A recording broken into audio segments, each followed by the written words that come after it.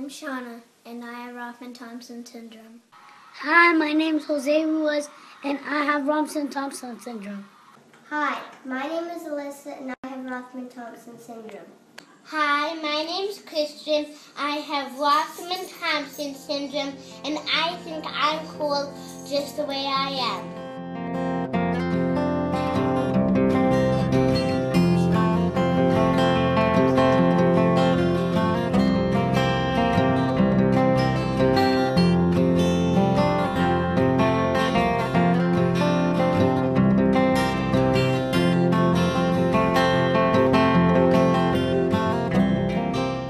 Rothman-Thompson syndrome, or RTS, is a rare genetic disorder that affects people of all races.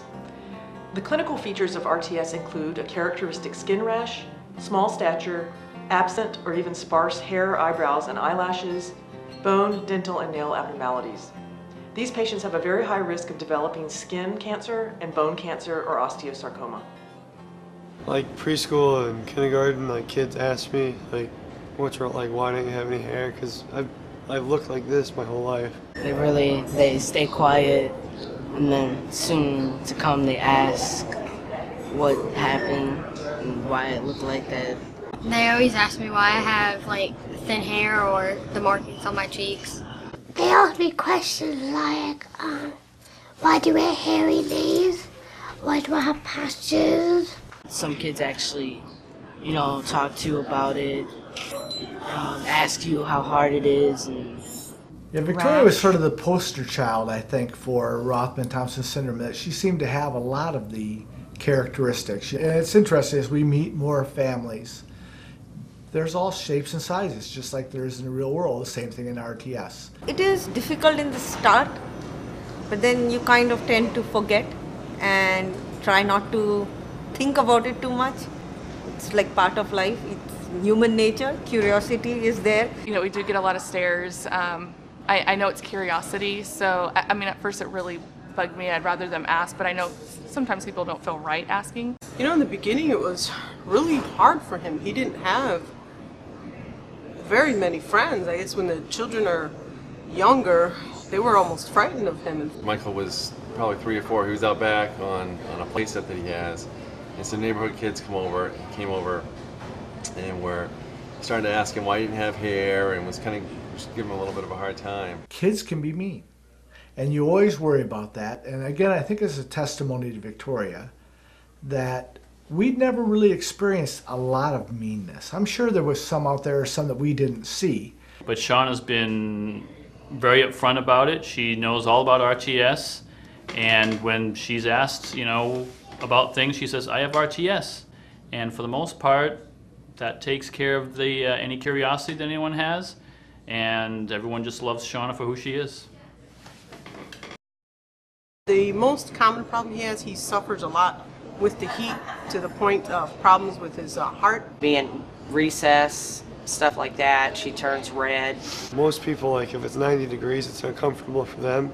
But for me, I get really, really hot, and it feels like my body kind of shuts down. Like, I can't run as fast, I can't lift as much weight, I can't do as much. We are the proud owner of dance tapes for 15 years, just like every other family out there, where your kids are in the recital and you have to buy the tape. He's really smart for his age and age appropriate cognitively. He tries hard. Yeah, and I think using, a strengths-based perspective, that if you can, really look at your own child and what he or she can do and the potential for them to grow and develop as an individual, I think that keeping that at the forefront of your mind is so important. He's got a great sense of humor. He's learning his numbers and his letters. And I think that's what helps, her inner drive to be spectacular. Mentally, he's fine. He gets A+ in school, and he does really well. So sometimes it's hard to get that across. That's really what's so cool about her. She's never afraid to try anything new. Comes to reading, comes to writing, comes to doing anything like that. She's first in there.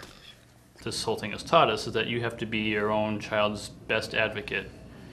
And one of the best qualities that Laurie has is that she's very persistent in getting things that Shauna needs. And we go into the schools and talk to them about her conditions and what's necessary to, you know, for them to try to help her perform at her best. But for the most part, because of Victoria's outgoingness and everything, I think people accepted her. And we were lucky also. Some of the teachers, you know, would have Victoria the first day of class. Let's talk about yourself. Let's and have a give and take with the other kids. Because it's such a rare disorder, it is extremely important for families to be able to find a connection. And when I say the family, I mean the whole family. It's really good to be among peers. Mm-hmm.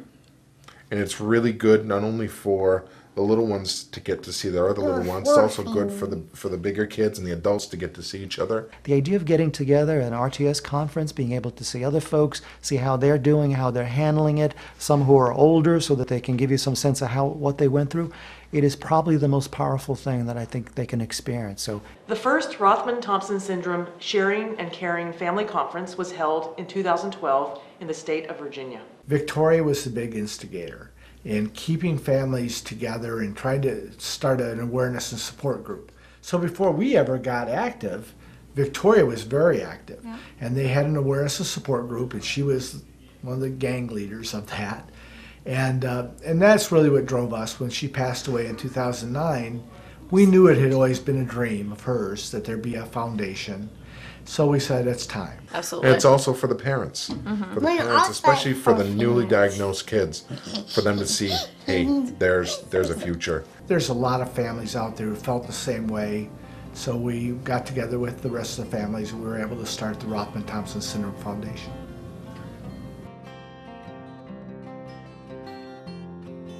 Our research in Rothman-Thompson syndrome is giving us insight into how cancer develops in the general population.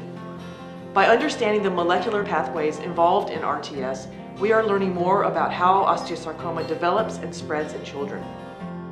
To support RTS research and education, please go to the RTS Foundation website at www.rtsplace.org.